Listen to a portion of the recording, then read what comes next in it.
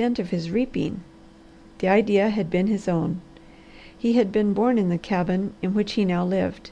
His father and grandfather were old time hunters of skins and game.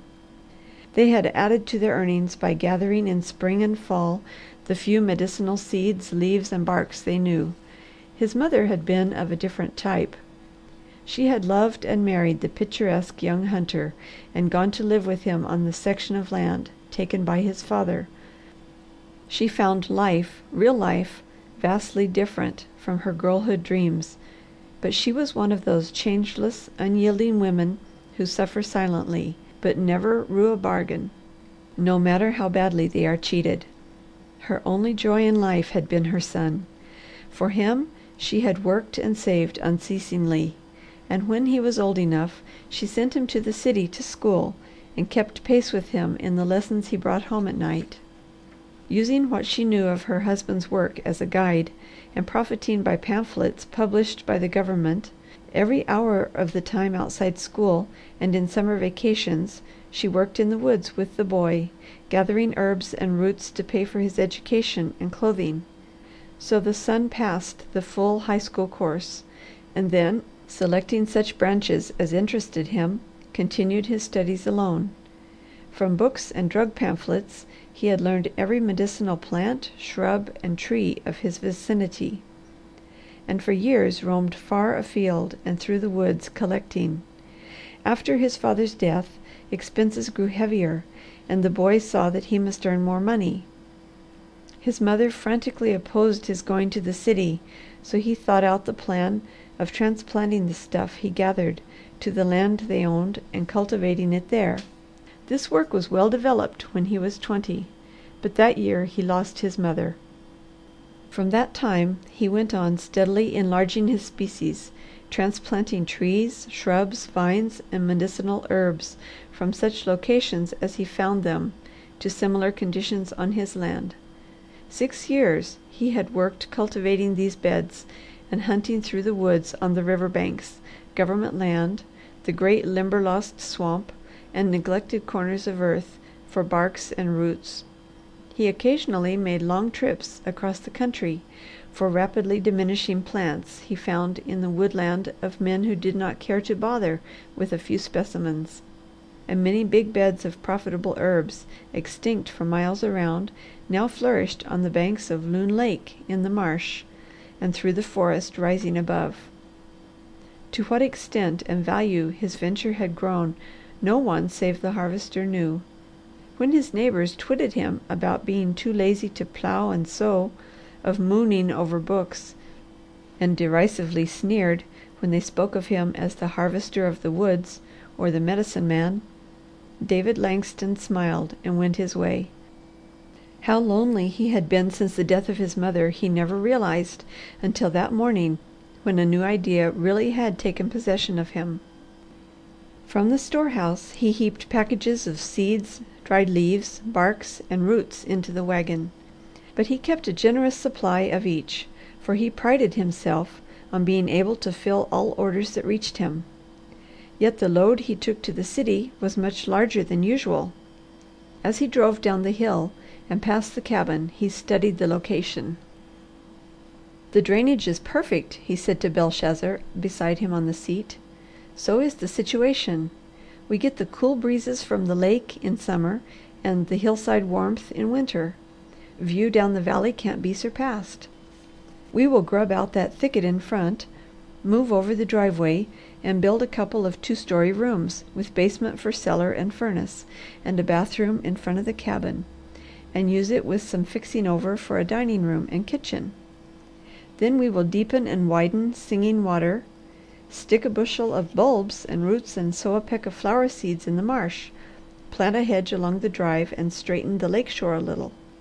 I can make a beautiful wild flower garden and arrange so that with one season's work this will appear very well. We will express this stuff and then select and fell some trees tonight. Soon as the frost is out of the ground, we will dig our basement and lay the foundations. The neighbours will help me raise the logs. After that, I can finish the inside work. I've got some dried maple, cherry, and walnut logs that would work into beautiful furniture. I haven't forgotten the prices McLean offered me. I can use it as well as he.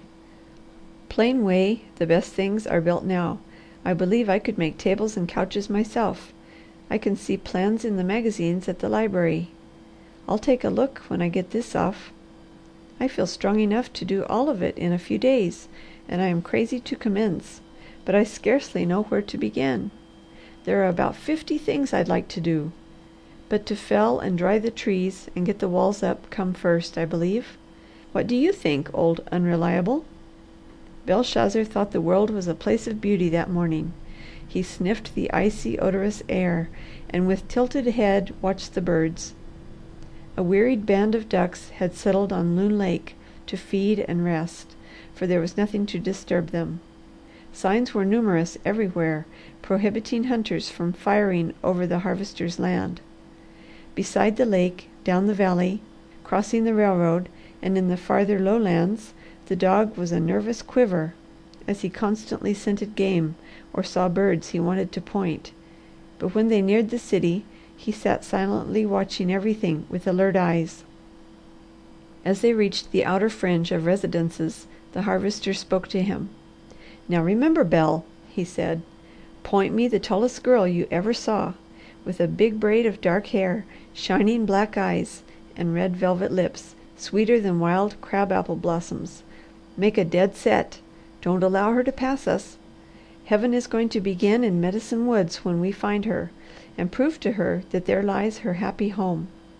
"When we find her," repeated the Harvester softly and exultantly. "When we find her."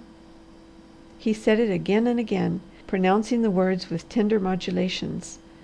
Because he was chanting it in his soul, in his heart, in his brain, with his lips, he had a hasty glance for every woman he passed.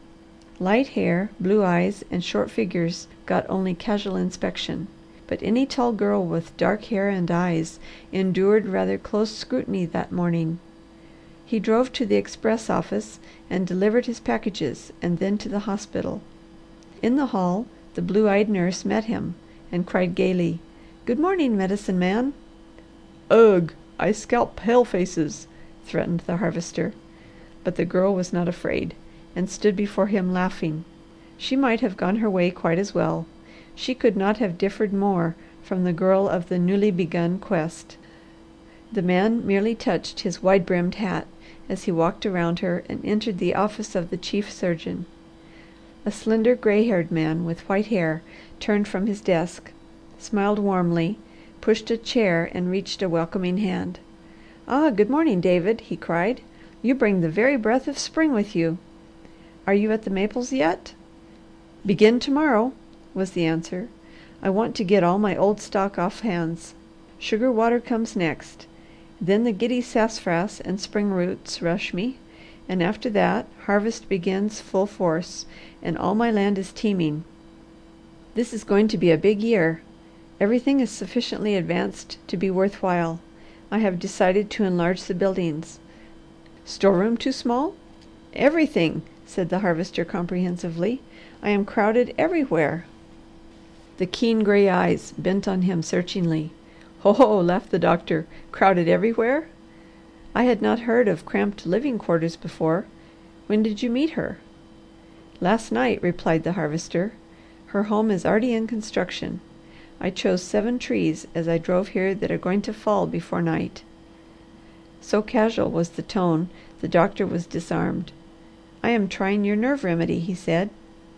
Instantly the Harvester tingled with interest. "How does it work?" he inquired. "Finely. Had a case that presented just the symptoms you mentioned. High school girl broken down from trying to lead her classes, lead her fraternity, lead her parents, lead society, the Lord only knows what else. Gone all to pieces. Pretty a case of nervous prostration as you ever saw in a person of 50. I began on fractional doses with it, and at last got her where she can rest. It did precisely what you claimed it would, David." "Good!" cried the Harvester. "Good! I hoped it would be effective. Thank you for the test. It will give me confidence when I go before the chemists with it. I've got a couple more compounds I wish you would try when you have safe cases where you can do no harm." "You are cautious for a young man, son."